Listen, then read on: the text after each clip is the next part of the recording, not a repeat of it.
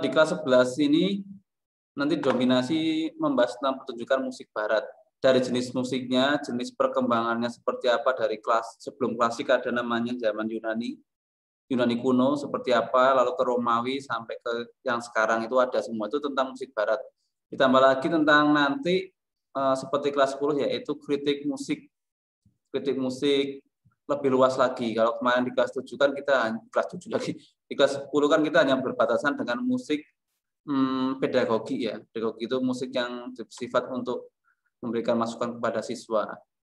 Nah, bukan untuk yang profesional. Nanti kalau di kelas 11 ini gambaran materi tambahannya adalah ada kritik musik 4 jenis yaitu pedagogik, ilmiah, lalu ada jurnalis, satu lagi saya lupa namanya.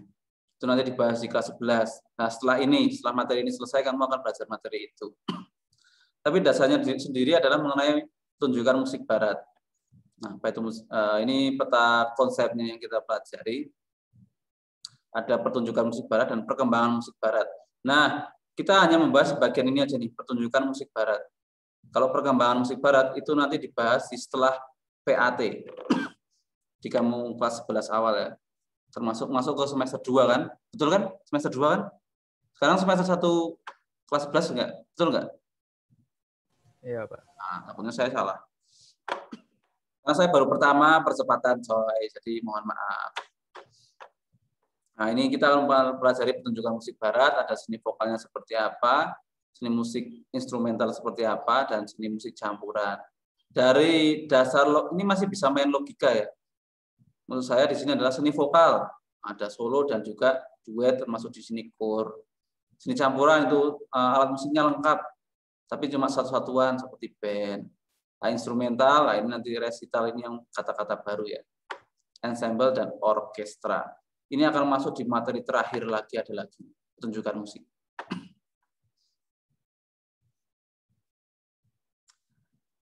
Nah, ini jangan sampai salah pengertian jenis pertunjukan musik barat, yaitu dalam bentuk pertunjukan vokal, instrumental, dan gabungan atau campuran. Nah, ini seni vokal sendiri. Seni musik yang mengutamakan dan mengeksploitasi suara manusia. Karena kita fokus juga vokal, bukan seni musik. Nah, kalau seni musik, kita lebih luas lagi nih membahasnya tentang alat musiknya atau instrumennya, terus hal-hal pendukung lainnya seperti panggungnya, sound system, dan lain-lain. Itu kalau kita bahas seni musik secara general. Tapi kalau ini seni vokal, kita hanya fokus pada suara seorang manusia. Siapa? Ada yang tahu nggak ini? Nggak tahu. Pak. Bisa nggak tahu. Falling in love with you. Lagunya itu bukan sih? Betul ya? Iya benar. Ini tren di zamannya. Dulu Pak Elvis ini pernah kaget ketika bertemu dengan Pak Karno ya, ceritanya itu. Kalau kalian sudah pernah mendengar ceritanya, Pak Karno ketika berkunjung ke tempatnya dia, ke negaranya dia, membawakan sebuah kaset punyanya Brother Indonesia, band zaman dulu ya. Pak Karno ngomong, kalau musik seperti kamu saya sudah bosan mendengarnya. Coba dengarkan ini. Kalau saya nama bandnya lupa Indonesia, tapi zaman penjajahan itu masih awal-awal dulu ya, kemerdekaan itu. Nah, dia kayaknya brother bersaudara nama bandnya. Itu masih gaya-gayanya kayak cancu terus musiknya. Nah, kalau kamu perhatikan setelah ketemu Pak Karno, musik-musiknya Elvis ini cenderung seperti yang diberikan Pak Karno itu musiknya. Dipengaruhi oleh musik dari Indonesia. Modelnya blues jazz ya. Nah, itu ceritanya seperti itu. Lalu organ tubuh bagian manakah yang paling berperan penting ketika kamu bernyanyi? Kalau saya tanya jawab, cukup nggak waktunya? Nggak cukup kayaknya ya. Takutnya nggak cukup ya. Jelasin aja. Sampai 13.30, Pak. Ini banyak banget loh, oke? Kamu udah lihat belum slide-nya? Udah. Saya lanjutin aja lah. Nanti kalau pertanyaan bilang aja, kalau nggak hubungin di grup saya. Yang jelas organ tubuh ini lebih mendalam ya, tidak hanya mulut, rongga, ternyata ada bagian lain lebih mendetail. Ini organ penggeraknya, ada paru-paru, itu larynx, pharynx, diafragma, wah luar biasa. Pusing kan baca kayak gini doang. Ini nggak akan saya beri pertanyaan seperti ini ya. Ini terlalu mendetail. Bagi saya ini hanya cukup pemahaman dasar aja. Organ penggerak itu ada paru-paru salah satunya. Atau sekat rongga dada. Jadi ini logikanya adalah pernafasan apa aja yang sering kita gunakan. Ada diafragma, perut, dan juga nafasan apa lagi? Ada yang tahu nggak? Lupa saya. Diafragma, perut. Sebenarnya ada pernafasan hidung juga ada. Tenggorokan juga ada ya, pernafasan tenggorokan. Hidung itu biasanya kalau orang lagi berusaha ingin sesama dengan penyanyi aslinya. Itu biasanya menggunakan pernafasan hidung. Perut itu tuh nada-nada yang tinggi. Lalu untuk diafragma, andalan orang-orang ya, itu suara murni manusia, suara yang real, itu menggunakan pernafasan diafragma. Pernafasan dada, itu untuk nada-nada yang rendah. Nah, itu ya pernafasan dada. Lalu ada rongga penggetar. Penggetar itu hubungannya dengan resonator ya sebenarnya. Ada resonator juga ya. Ini pita suara.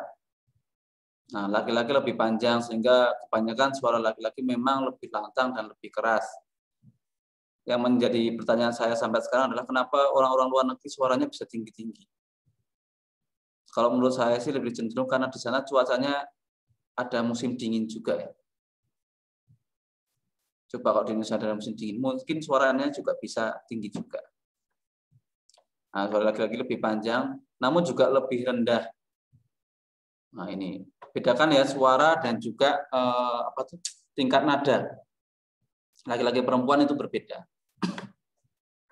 Untuk prosesnya, udara yang dihembuskan paru-paru lalu melalui pita suara akan bergetar dan menghasilkan suara. Jadi, musuh utama pita suara itu apa, Nana? Apa coba musuh utamanya suara manusia itu? Yang ada di itu taman itu Ci, apa nama Ci? Kalau malam hari Ci, sore-sore itu Ci, ada apa itu? Sela-sela tahu sela tuh. Di taman kita di mana Presiden itu kalau sore-sore ada kumpul-kumpulan apa itu? Apa sih kalau mikirnya enggak? Apa? Jajanan pinggir jalan. Iya, jajanan gorengan coy, gorengan juga gorengan. Itu salah satu musuh besarnya ya. Walaupun juga ada yang namanya pola makan dan pola tidur. Saya merasakan sekali, jujur saya dulu memang merasa suara saya lebih bagus dari sekarang. Jauh, sekarang udah turun sekitar 50% hilang suara saya bagusnya. Karena pola hidup saya tidurnya pagi. Mungkin di usiamu nggak akan kerasa nih, bisa masih betah nih tidur jam 2, jam 3, nggak tahu sekarang masih gitu atau enggak. Sekarang masih bisa, tapi semakin bertambah usianya, memang usia itu tidak bisa bohong teman-teman. Ada orang yang kerjaannya, kalau kamu tahu presenter Ricky Joe namanya ya, presenter bola, dia tiap minggu dia futsal, olahraga teratur, tapi pola tidurnya malam dan merokok. Haji Mas Said juga meninggal muda ya. Karena saya nggak jangan gitu lah, masa meninggal muda sih, kan nggak enak cerita tentang saya. Begitu, jadi tetap pola tidur itu penting, walaupun kebanyakan artis Indonesia juga perokok juga banyak ya, seperti Ariel Noah juga dia merokok, beberapa juga merokok. Tapi harus tetap diimbangi dengan olahraga, minum air putih yang banyak. Kecenderungan Indonesia seperti yang di bola juga sama ya, pemain bola itu juga banyak sekali yang bermasalah karena pola makannya. Gorengan itu salah satu sumber utama adanya suara yang berkurang kualitasnya. Kamu boleh cek kalau kamu lagi makan gorengan, ambil tisu itu, tisu khusus minyak itu ya, lalu kamu taruh gorengannya di atasnya, terus kamu lihat, diperes itu biasanya muncul. Bayangkan kalau satu gorengan aja sudah segitu ya, berapa mili gitu ya. Nah itu kalau sampai kamu makan 10 gorengan, ya udah, kualitasnya semua akan menurun. Dan itu bukan hanya soal pita suara ya, tentu kesehatan juga sama. Di sini ada yang sudah mulai pantang makan jeroan, ada? Nggak ada. Makan jeroan kayak ati sapi, ati ayam, usus, gitu ada. Apa nggak pernah makan malah? Bagus banget. Nggak makan, Pak. Nggak pernah makan, Pak. Gimana, Ji? Nggak pernah makan. Nggak pernah, bagus. Kalau sudah nggak pernah makan, bagus. Karena itu selalu membentuk tubuhmu menjadi lebih bagus. Nggak seperti saya ya. Ini korban fast food dan junk food. Besok kalau kuliah jangan tergoda kayak gitu ya. Bahaya kuliah itu. Ini gambaran pita suara terbuka lebar. Ini mah logika kelihatan ya. Nggak akan saya jelasin. Nah, tips untuk merawat pita suara seperti ini, ya. Nah, ini yang sering kita paksakan. Yang pernah saya paksakan juga sama. Salah satu ramuan tradisional yang sering saya minum waktu itu adalah makan kencur. Kencur itu, tahu kencur nggak?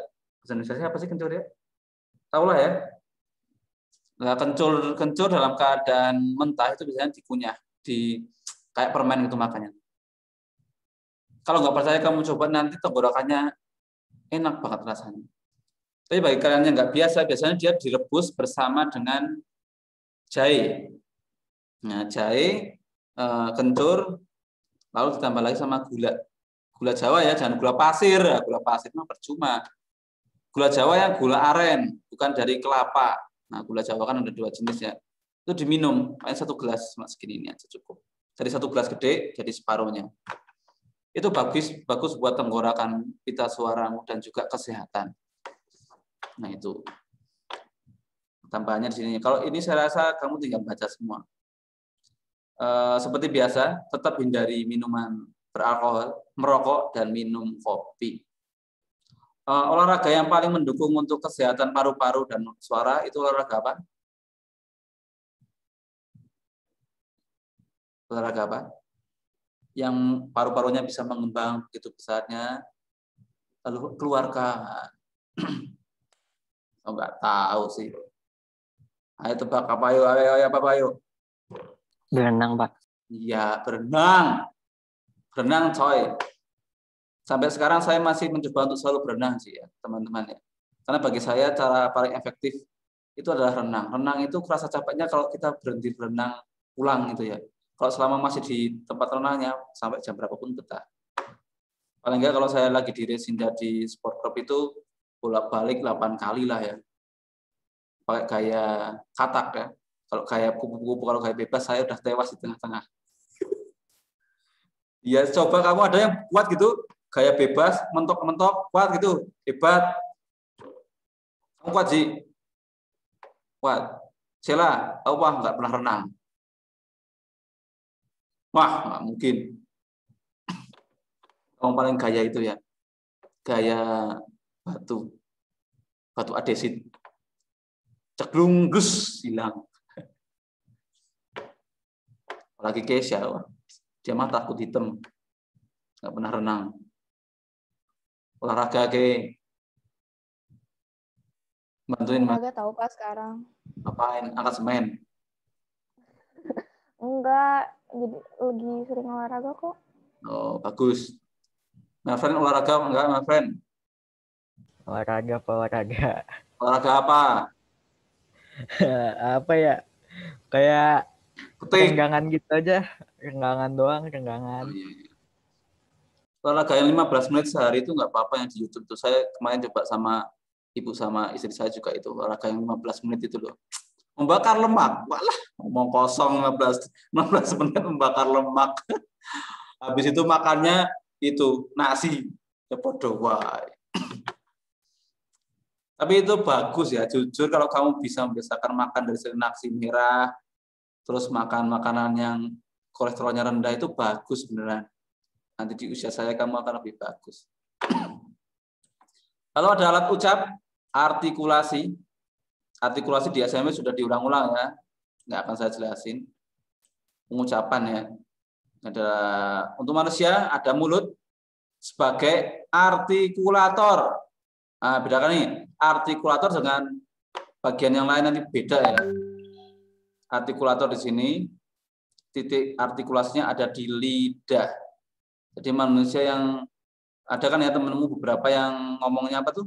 Nah, Aji tuh ngomong kan gitu. Ya itu Aji contohnya tuh. Nah, dia lidahnya mungkin nggak sepanjang saya, Kesha dan yang lainnya ya. Itu nggak apa-apa. Tapi saya sering penasarannya kenapa orang yang apa ya artikulasinya tidak jelas itu yang apa namanya itu ya cedal ya. Kadang orang Cadel, Pak. cadel. Itu rata-rata yang saya kenal tuh pinter-pinter loh. Beneran nih.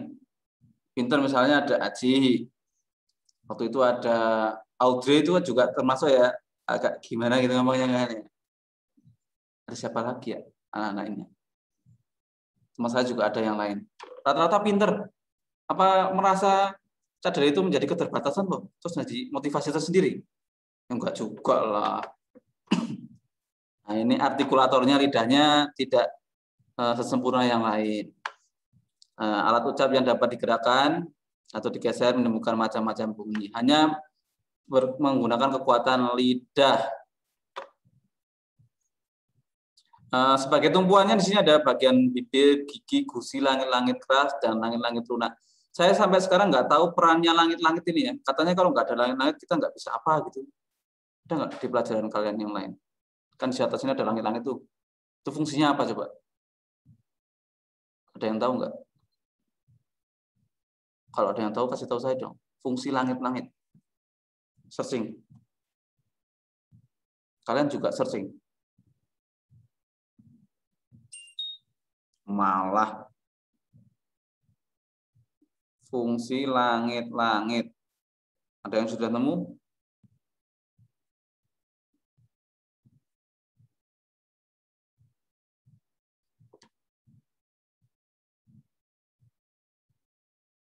Katanya untuk berbicara.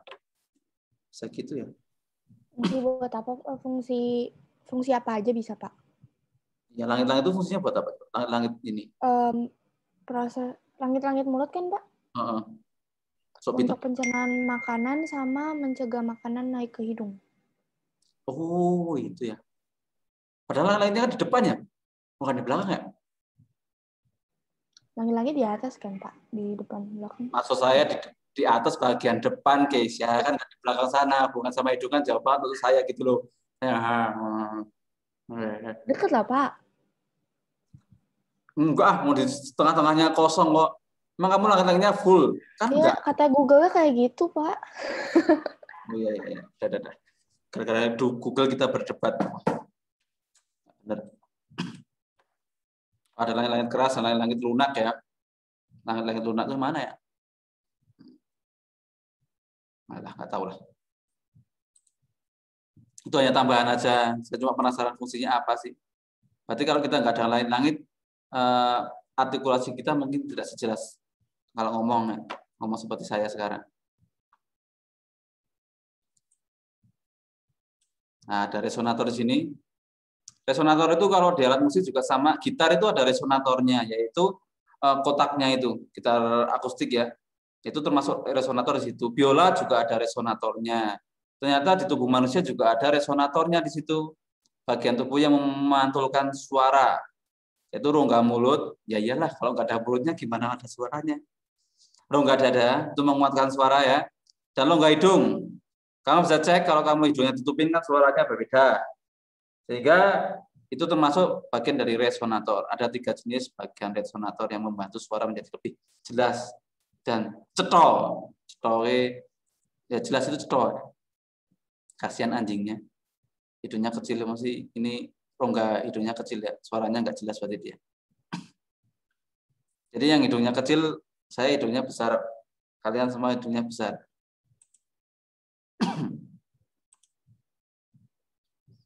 Nah, ini ada resonator sendiri dibagi menjadi bagian latihan intonasi, latihan pernafasan, artikulasi. Sebenarnya ini sudah dipelajari di kelas berapa? Ayo, masih ingat nggak? Kelas berapa? Artikulasi. 9, Pak. Intonasi. Enggak, iya. 8. 7. Kelas 7. Bagus kelas 7 nih, Toy. Kamu sudah melupakan materi yang saya ajarkan. Aku merasa terhina. Materi kelas 7 ini. Nah, ini yang mengadakan latihan tekanan, dinamik, latihan vokalisasi, dan latihan pernafasan. Enggak, saya jelasin enggak ada soalnya. Nah, ini ada latihan bernyanyi. Ini mungkin bahasa yang baru ya. Ada ketepatan membidik nada atau pitch. Bacanya apa? Pitch ya, benar ya? Suara yang merdu belum tentu mampu menyanyi dengan indah. Karena biasanya yang sering jadi masalah adalah penyanyi itu saya mengcover lagu. Yang jadi masalah, saya pengen suara saya seperti penyanyi aslinya.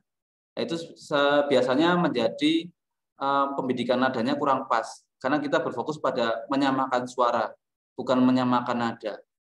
Saya rasa juga kamu sering kayak gitu ya. Ketika di kamar mandi sambil nyanyi gitu, suara saya seperti Mayunda siapa? Audi Mayunda sih. Apa namanya? Maudy Ayunda. Maudy Ayunda. Lalu Aji pengen seperti Didi Kempot gitu. Di kamar mandi mungkin iya ya. Tapi ketika di panggung suaranya langsung menjadi suaranya Pak Ugan. Pak Ugan suaranya bagus loh ya, jangan salah. Bagus dia. Terus Kesha suaranya seperti Bu Elis. Wah, luar biasa. Karena kita berfokus pada menyamakan suara dengan idolanya, dengan vokalis aslinya. Makanya saya semakin hari lebih bangga menyanyikan lagu karya saya sendiri. Karena itu pasti pure suara saya kan ya, original suara saya sendiri. Itu mungkin perbedaannya di sini. Ketepatan nada ini sering gagal karena kita berfokus hanya mengikuti suara penyanyi aslinya. Lalu interpretasi lagu, kemampuan untuk menginterpretasikan. Apa itu menginterpretasikan? Apa itu? Ada yang mengerti bahasa itu? Interpretasikan.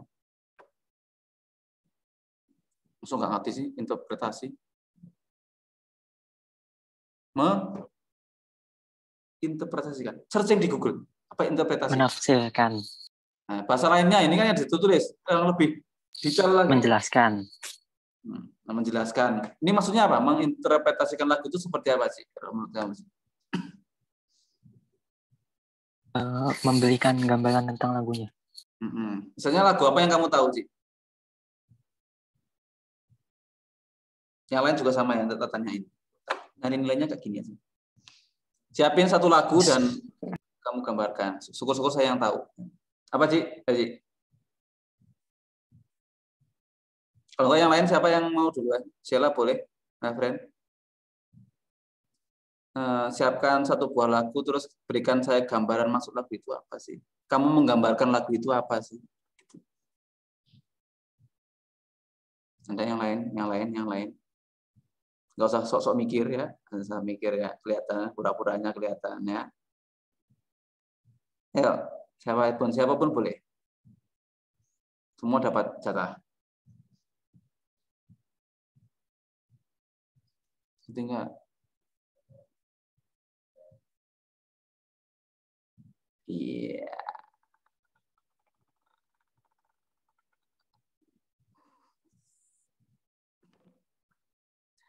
Saya stop dulu ya. Habis ini masuk lagi. Siapa tahu kamu sudah dapat ide. Nah.